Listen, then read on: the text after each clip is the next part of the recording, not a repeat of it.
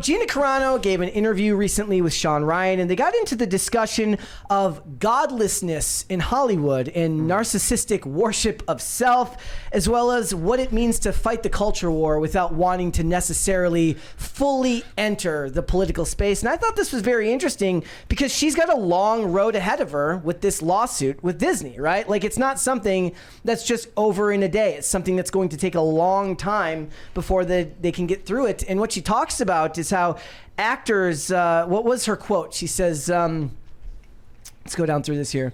This was reported by Jack Dunn at Fandom Pulse in an interview with Sean Ryan on YouTube. She says, Satan's made these globalists believe that they can play God and that they are their own gods, and it's just horrible. An ugly thing that they are using and they will use until, the end. And I do believe that that's true. What's funny is, like, to get to a certain level of fame in Hollywood, you do have to have a certain level of self-obsession to continuously put yourself out there. Mm-hmm. You have to take good care of yourself. And she gets into that in this interview.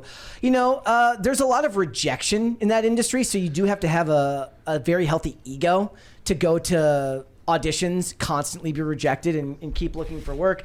And she talks about how the persecution that she faced from Disney brought her closer to God. I imagine that if you were to face the type of canceling that someone like her did, that you would have to find a higher power greater than yourself. Otherwise, it might just be a bit too much. Yeah, Disney is really out here playing God.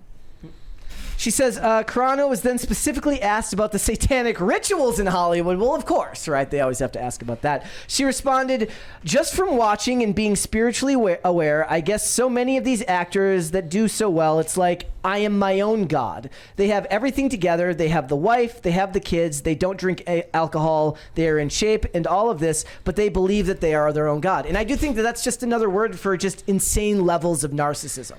Yeah. Yeah. And that's the dark side of the industry, right? Like, one of the things that I talk about a lot is, like, Hollywood is actually, when they want to be, very good at satirizing themselves. When they make satirizations of actors, they're self-obsessed, they're drug addicts, they're extremely narcissistic, they treat everybody else around them like crap. Well, they say if you're going to do good satire, you have to really understand it. With the satanic rituals, obviously, like, that's a conspiracy everyone likes talking about, but Hollywood definitely has humiliation rituals, whether you want to argue behind. Do you mean like the dress, like putting dudes in dresses? Yeah, there's that, but there's also just the pure fact that, right, what they wanted from Gina when this whole thing went down was her to bow down and say, I'm sorry, I now think your approved opinion. I've changed my mind, and now I think what you want me to think. Mm-hmm. And that's humiliating. They did that to Kyle Rittenhouse too. That's humiliating. And I think that's what you see. Like, a lot of times, what you just said, Brett, you'll point to the men wearing dresses or other stuff, or like they say Taylor Swift went through it when Kanye stormed the stage and said Beyonce should have won this award. Yeah. Those are very visual, they're easy to see, but then you don't see this, like all the the cancel culture and all this stuff where they're like, if you don't say what we want you to say, you're out of here. When asked if these actors say it and articulate, Carano replied, yeah, a lot of people say that they're their own God. And it's a scary thing because I feel that's almost a harder wall to break down than maybe drugs or alcohol or sex or something that's more obvious. Is that what you believe, that you are your own God, that doesn't leave room for, like, real God? And that's true, right? Like, in a lot of them, to be fair, a lot of actors may just be atheistic or agnostic and don't think a lot about it. But if you work in an industry which requires shameless and tireless self-promotion, you will start to look at yourself in a more, inherently godlike way. And you have to rise to that level of fame. You're not going to create enough time for religion in your life, because your life is completely absorbed in what does that the demure mean? Yeah, like, you need to be looking the best. You need to always be on point. You can never be off your game, and you're not going to have time to be humble and it's not open yourself up to a higher power. It is not a benefit for them to be humble. Like, that's the problem, right? Like, it's not an industry that thrives on humility. Like, Michael Cera has been a guy who's very, like, lukewarm. He's never been, like, crazy. And look, he's not a star. I mean, he's definitely a famous actor. He's a famous actor, but he's never going to get a Marvel role. Like, he's never going to be, how that's, like, kind of viewed as, like, you're on top of the world. I mean, at that point now, they're just throwing those things out to everyone. But yeah, sure, it's become a status thing. Oh, you were in a Marvel, like, movie? Oh man. But, like, you have to be crazy, you have to be extreme to rise to the top. And that level of of personal entitlement is required to get famous, because they have to constantly be looking for work, and it's part of the industry. Like, if you're going to go out on a tour and you're going to go do you write a book and you're doing a book tour, you've made a movie, now you're promoting it, you have to be okay with talking about yourself and your work constantly. Someone said, like, I think he said Keanu Reeves in chat, I think, to kind of like disprove my point.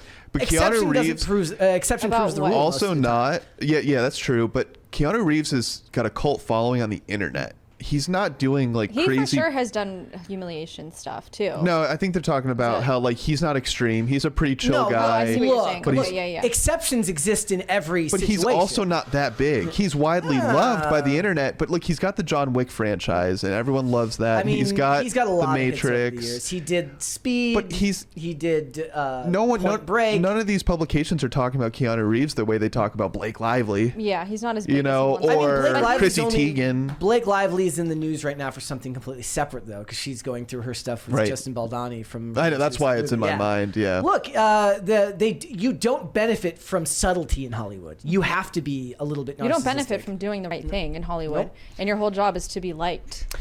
She noted that she was not always spiritual, but came closer to God after she was persecuted by the Walt Disney Company. This persecution led to her beginning to read scripture, specifically Psalms. Every morning, I read a chapter in Psalms, and I also read the book called A Silver Refined, and the book was basically saying it's not going to be easy, but you'll get through it, and it will be worth it, and you'll be refined. Look, like you said earlier, they tried to put her through a 40-person struggle session and get her to acquiesce to their beliefs, and now we're seeing what's happening with other stars who have been given completely different treatment. Certainly, Rachel Zegler took time right after her most recent trailer actually got a lot of views to then twist the knife and bring her politics right back into You can be the worst person in this world. You can be the most insufferable person as long as what you're saying is things that they approve. Yes. You know, it's not about being good or bad. Look at Mark Hamill. Mark Hamill is given unbelievable leeway to work on whatever he wants to work on with the Walt Disney Company, and he spews garbage online all the time. Obviously, garbage being my interpretation of the way he speaks. But you understand what I'm saying. She says, I found myself drawing my line, and the more I drew my line and held on to God, the more I realized, okay, all right, I do not worship your business, and I have this in an email, which is why I don't mind if my emails come out. I said, I do not worship your business. And she believes that, you know, her belief in God is bigger than that corporation, and that's probably something that you would require to have, right? Like I'm agnostic, but I can't imagine having to go through what she went through. You know, first in Disney canceling her, all of the backlash that she got online for absolutely no reason other than basically, if you're a celebrity of that stature, you have to just kind of sit there and wait and hope that the internet morons don't come for you. And then when you do, you either make the decision to acquiesce to their demands or you stand up for yourself. And she might have gotten the worst possible outcome from that, meaning that the worst of the worst happened. They did come for her. The corporation showed her absolutely zero grace while holding up her co-star as some, you know, next level Hollywood star, which I would say isn't even true. And she's had to stay strong, and she talks also more in here about how she goes to conventions in liberal cities where they might take an unfavorable view of her because they've read these articles that paint her in the worst light possible. But that's how she feels she wants to fight back on the culture war. Yeah, it's also it's interesting to note that like with this new Deadpool movie, they keep making the joke that Deadpool is Marvel Jesus. Yeah. And so then what does that make Disney? Yeah, makes Disney God.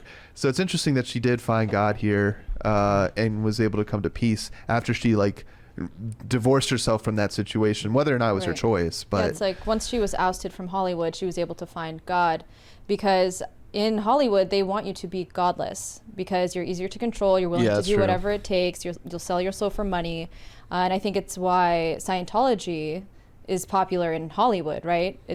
It's like a thing. I leave Tom Cruise out of this. We don't talk about Tom Cruise being a We leave Tom Cruise. Look, everyone's got their blind spots. Tom Cruise is short. I just leave him out of this. Actually, he's actually probably he can't be perfect. Yeah, exactly. You know? Right? He's trying his best. But yeah, it's like if you do even have God, they want to replace it with Scientology. Yep. That's a good way to point it. Yeah, it's just like whether or not it's a religion thing, it's just like if you are religious, you're going to have a set of values. Mm-hmm. And they don't want someone else's values. They want their values. That's what they want their employees to worship. Like you said, total control. So that makes the most sense. And I don't know, it's like, it's a show like this, we're able to actually explore the topic and kind of think about it more than the average person does. Yeah. I don't think they're probably even thinking about this, even though that's the end result. Yeah. I would like to see, she talks about how she's working on a script for a movie right now, and she's working to get it made. People talk about the parallel economy a lot and wanting to get their own things done so that they can give you other options to do so. I would love to see change in these industries. I don't think that you can change the culture around Hollywood, at least not quickly. I think that there's too much influence that's gone on for too long that feels demonic in a lot of ways. I don't mean that in the literal sense. I mean it in the sense that it feels like there's a lot of evil that it's perpetrated from that industry extensively, as we know. We just did a topic where they talked about how, if you're going to watch a lot of movies, you're going to have to learn to separate art from the artist because awful people will have worked on them. So there's evil. And there's a lot of evil that permeates from there. You have to learn to separate the art from the artist.